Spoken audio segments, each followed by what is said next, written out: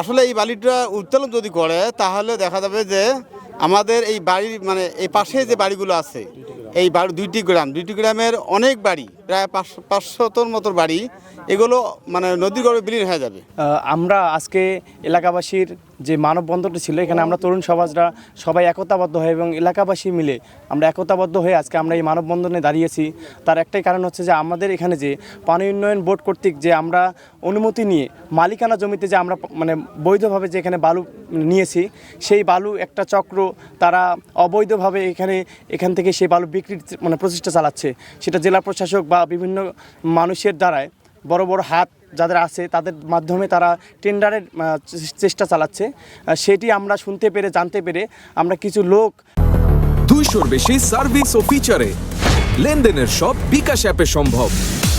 আমরা জানতে পেরেছি যে এই একটা চক্র তারা আমাদের এই বালুটা বিক্রির জন্য তারা কাজ করতেছে। এটা আমরা জানতে পেরে এলাকাবাসী চর বড়াইবাড়ি এবং কাইম বড়াইবাড়ি দুই গ্রামের মানুষই আমরা আজকে এই মানববন্ধনের আয়োজন করেছি।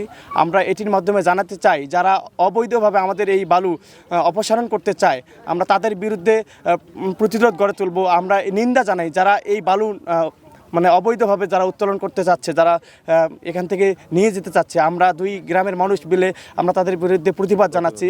আজকের আমাদের এই মানববন্ধন আমাদের যে বৈধভাবে যে আমরা এই বালুটা উত্তোলন করছি আমাদের নিজস্ব সম্পত্তির উপর এটা উত্তোলন করা হয়েছে।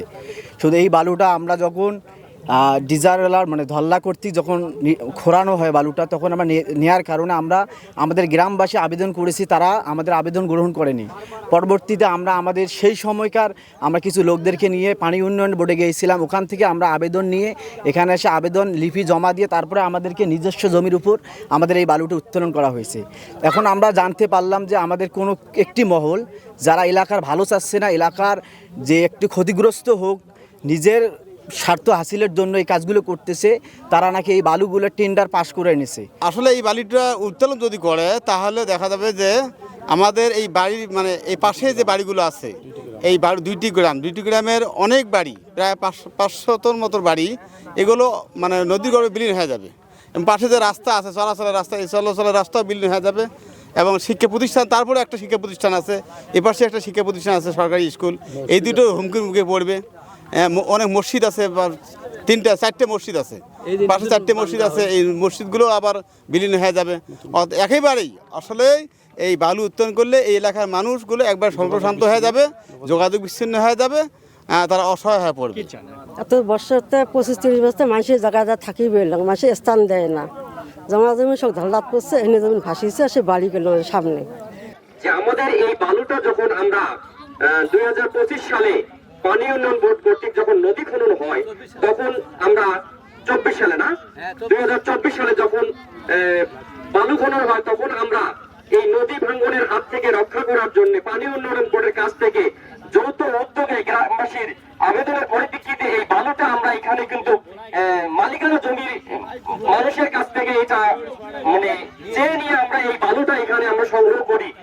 আল্লাহ রহমত, এখন একটু বালু চর জাগিয়েছে।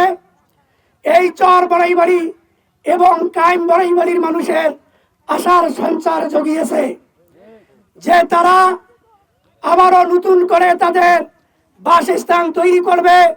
আমি দেখতেছি এখানে প্রায় কৃষি ক্ষেত জমিয়েছে অনেক। আর কিছু কুচক্র মহল এবং কুড়িগ্রাম জেলা প্রশাসক মহোদয়কে ভুল বুঝাবুঝির কারণে হয়তো এখানে বালুর টেন্ডারবাজি হয়েছে।